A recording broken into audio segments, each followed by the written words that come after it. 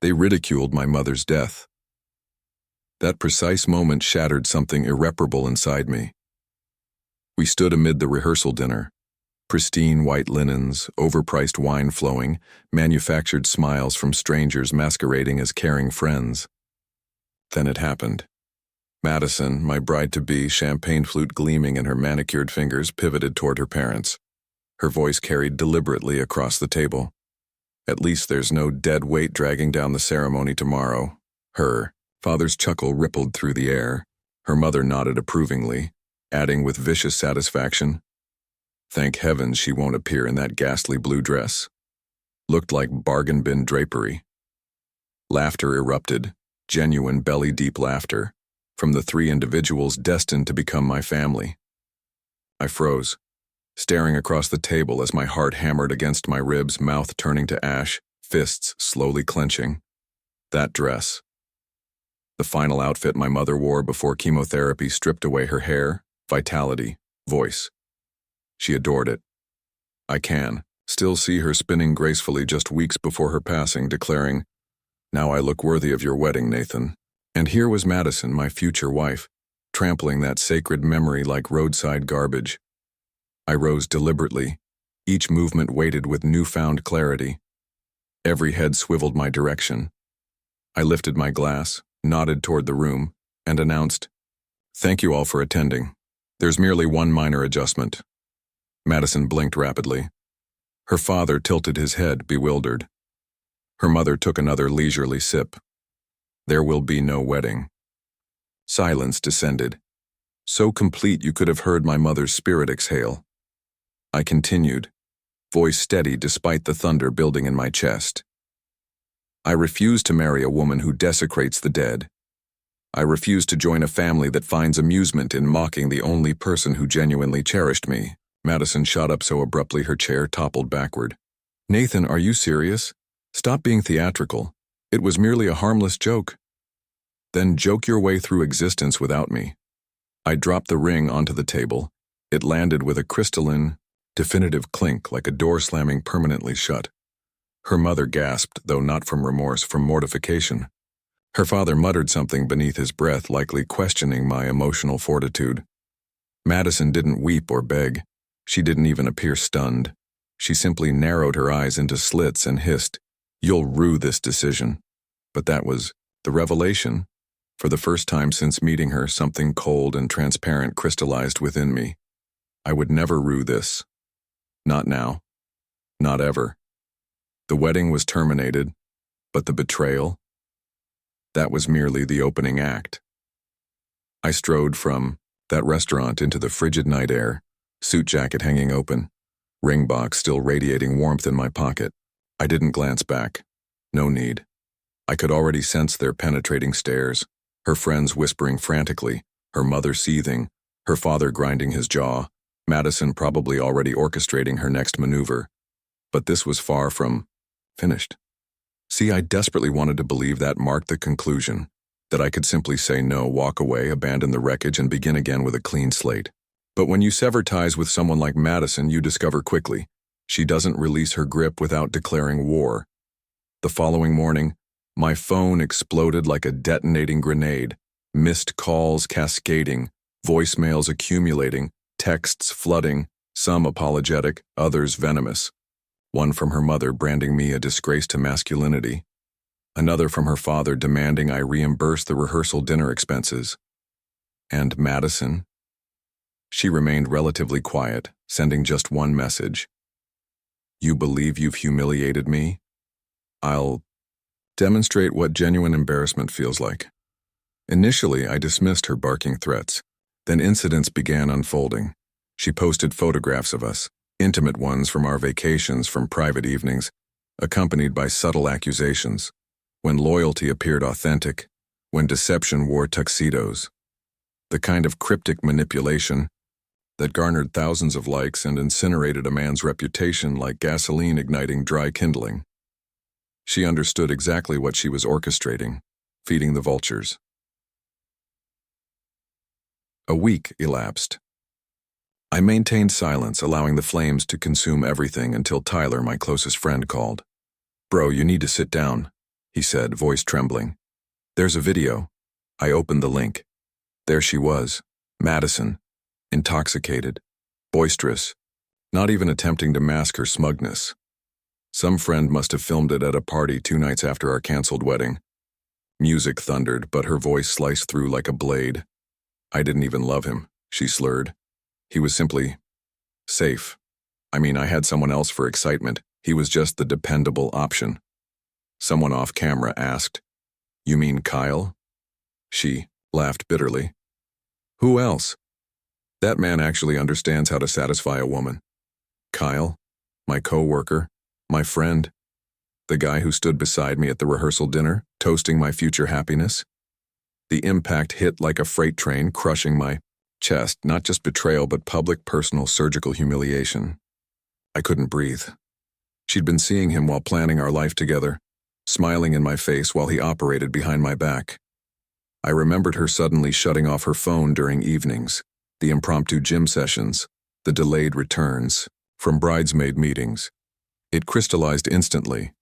Every deflection, every cold shoulder, every fabricated excuse. This wasn't merely a cruel joke at dinner.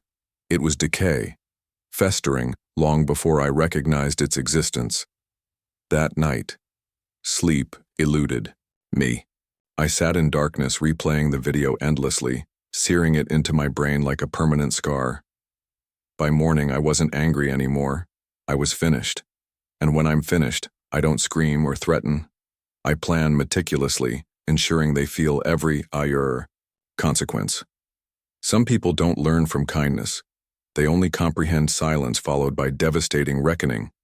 I didn't contact her, didn't respond to the message avalanche flooding in after the video circulated. People I hadn't spoken to in years emerged, some offering sympathy, others pretending concern while fishing for drama. I ignored them all. I wasn't interested in conversation. I craved precision. First, I approached HR. Kyle worked with me, meaning he'd signed identical conduct agreements. Sleeping with a colleague's fiancée, especially while in a supervisory position on her events, constituted a clear violation. I compiled evidence, emails, shared calendars, screenshots. His arrogance made it effortless. Company flights booked to her vacation destinations, fabricated meetings that never existed. The file grew so comprehensive it strained my laptop's memory. I delivered it directly to HR with one simple statement. "He's your problem now." By noon, Kyle was suspended. By Friday, terminated. Madison didn't reach out directly, but her friends did, sending passive-aggressive messages like, "You didn't need to destroy his life. This could have remained private, Nathan. What happened to taking the honorable path?" Fascinating. How they demanded privacy after broadcasting my existence like reality television. I remained silent, but I wasn't finished. One matter remained. The apartment. Madison had moved in when we got engaged. Lease, furniture, bills, everything bore my name exclusively. Her name appeared on nothing. After I walked out of that rehearsal dinner, she never left, living in my home as if she still owned me, so I consulted my lawyer. We drafted a formal eviction notice, clean, airtight, legally enforceable. I mailed it without warning or discussion. 3 days later, my security camera captured her receiving the letter, screaming at the door, hurling a flower vase against the hallway wall. It shattered spectacularly. She didn't realize I'd already filed a property damage claim. She had 10 days to vacate. Just like that, the silence shattered. She called, voice trembling. "This is insane, Nathan. We can discuss this. We need to talk." I let her speak extensively, allowing her voice to stumble over itself with artificial softness and crocodile tears. Then I said simply, "You mocked my deceased mother, you cheated, you lied, you manipulated me, and now you're evicted. I'm not your safety net. I'm the conclusion of your game." She fell silent, then unleashed her venom. "You think this ends here? I'll tell everyone how unstable you are. You'll lose every shred of respect you believe you've earned." I smiled, genuinely. "Excellent," I replied, "because respect from people like you is poison." That night, I changed every lock. The following morning she was gone. But I wasn't free yet. When someone like Madison grows desperate, that's when the real war begins. 2 weeks passed peacefully at first, almost suspiciously quiet. The kind of silence that makes instincts twitch. Then anonymous letters began arriving. Untraceable return addresses. Notes slipped under my door. Printed screenshots of out-of-context messages between me and female colleagues, edited just enough to appear questionable. One even claimed I'd emotionally manipulated Madison throughout our engagement. She was attempting to demolish my reputation, professionally, socially, personally, painting herself as the victim to anyone who would listen. I knew her tactics. Tears in public, fire behind closed doors. The kind of woman who could convince the world she was bleeding while holding the knife. But I wasn't the same man she abandoned in that restaurant. Months before the wedding disaster, I'd helped her secure a freelance design contract through a friend's startup. That contract included NDA clauses, and she'd violated them the moment she started sharing client mock-ups on social media, bragging about her portfolio. One phone call, one email, and 10 minutes later, her contract was terminated and her posts flagged for legal review. Suddenly the sob stories online vanished. The fabricated messages disappeared, all deleted. But she didn't stop. She appeared at my building. I was returning from a morning run, exhausted and sweat-soaked when there she was, perched on the steps like nothing had transpired. She wore a soft sweater, probably thinking it made her appear innocent. Her eyes were red. I didn't buy it. "You blocked my number," she said quietly. "Correct," I replied. "Nathan, please, I'm sorry about your mom, about Kyle. I wasn't thinking clearly. I was stressed." "No," I interrupted. "You were thinking clearly. That's precisely the problem." Her eyes narrowed, the softness dropping like a discarded mask. "Fine," she snapped. "You want to pretend none of this happened?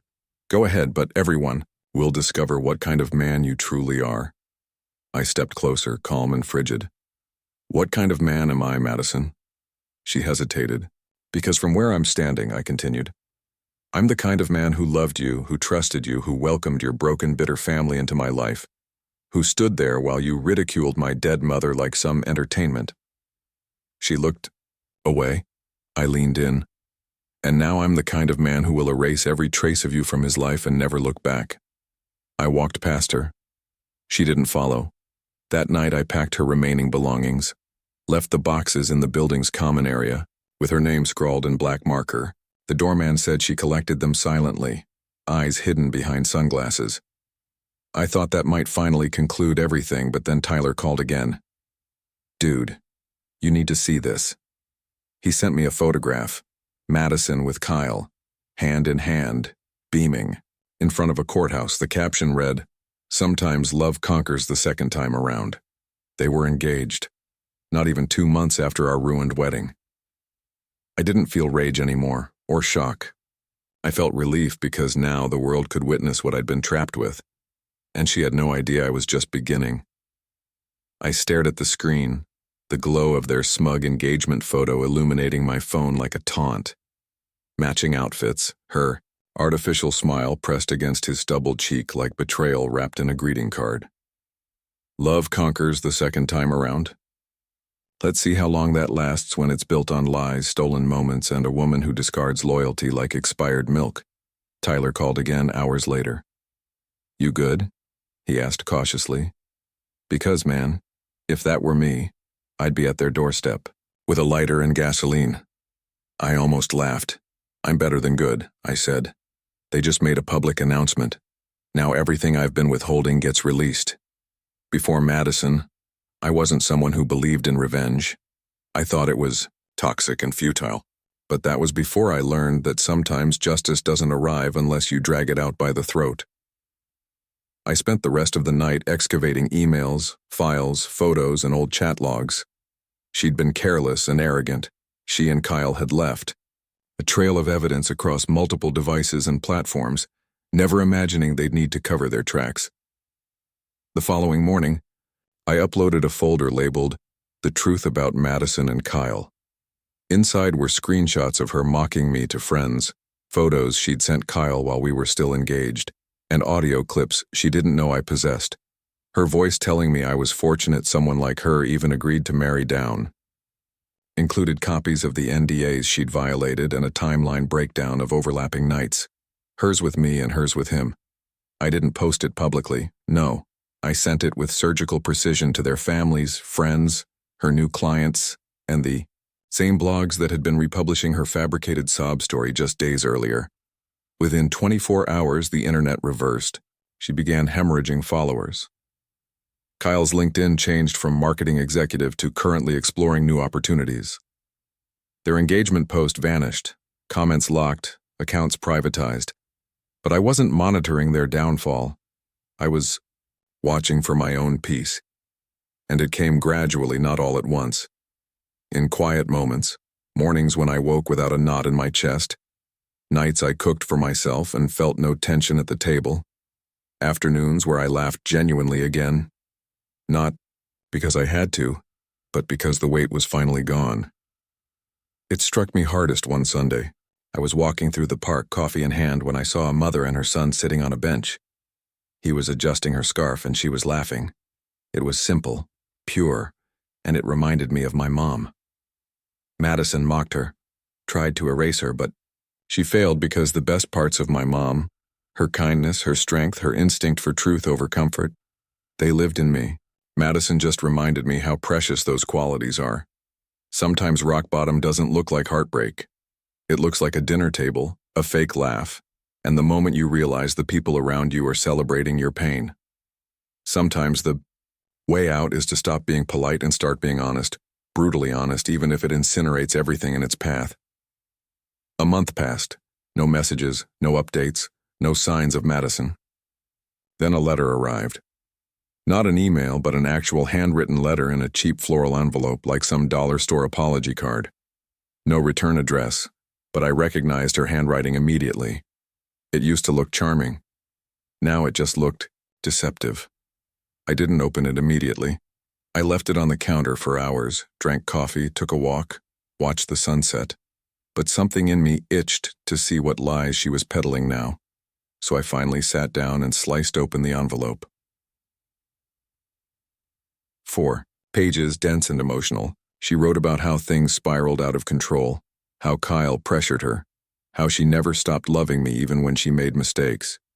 She mentioned my mother again, this time calling her a force of calm that she missed too. That part made me laugh aloud. She mocked my mother in front of 50 people, called her dead weight the night before our wedding. There are some lines you don't cross back over. That was one of them. I read the last paragraph twice. It said, "If there's any part of you that believes in second chances, I'll be waiting even just for coffee. Please.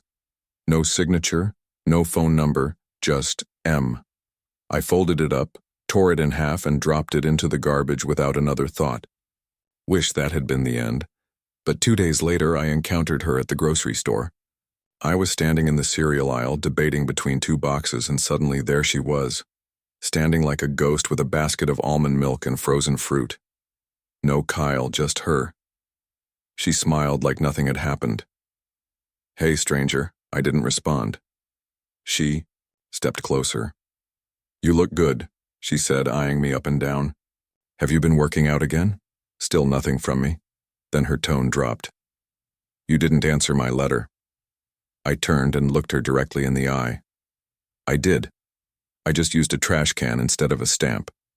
She flinched but recovered quickly. "You're still bitter?" "No," I said calmly. "I'm finally clean." She crossed her arms. "So that's it? No forgiveness? After everything?" I tilted my head. "You made your choices. You laughed at my grief. You lied. You cheated. And when it all came out, you played the victim. You're not sorry, Madison. You're just alone." Her face cracked for just a second. Then, the mask returned. "Whatever. You'll miss me." I smiled. "I already forgot you." And I walked away. I didn't turn back this time. Not because I wanted her to feel rejected, though I'm sure she did, but because for the first time since this nightmare began, I felt light. Free. Freedom tastes infinitely better than anything she ever offered. Week after that grocery store encounter, I got a knock on my door just after midnight. 3 short raps, sharp, impatient. I was already awake, reading. I live alone now. No one visits unannounced, especially not that late. So I grabbed the bat. I kept behind the couch and looked through the peephole.